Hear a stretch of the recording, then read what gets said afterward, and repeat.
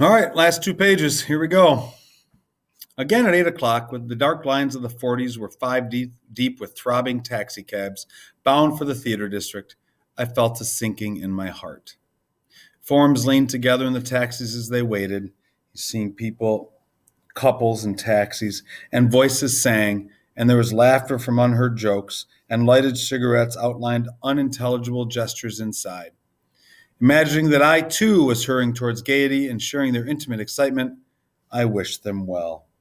It's a little bit awkward, but you can just see that even in this, or maybe because of this huge city and his situation, he is incredibly lonely and watching these couples in cabs and awkwardly thinking about following women home and such.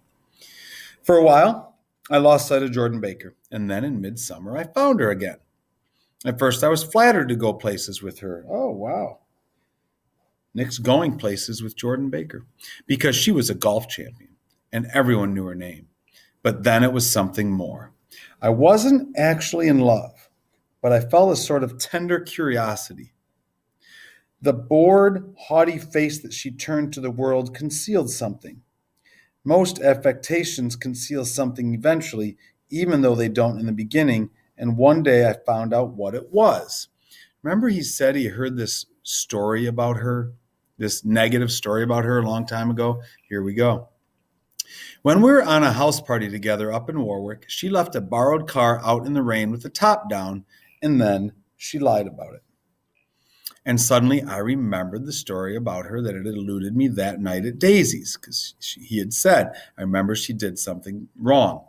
At her first big golf tournament, there was a row that nearly reached the newspapers, like an argument or a situation or a story.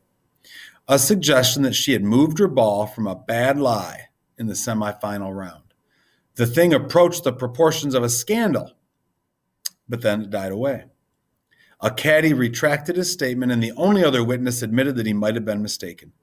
The incident and the name had remained together in my mind. It sure sounds to me like somebody was paid off. The caddy retracted his statement. Interesting.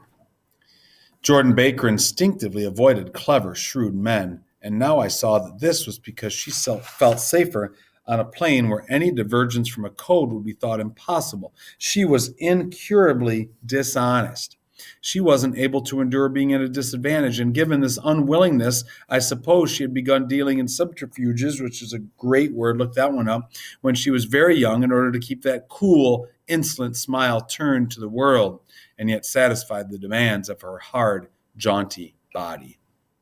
It made no difference to me. Dishonesty in a woman is a thing you never blame deeply. Interesting. I was casually sorry, and then I forgot. It was on that same house party that we had a curious conversation about driving a car.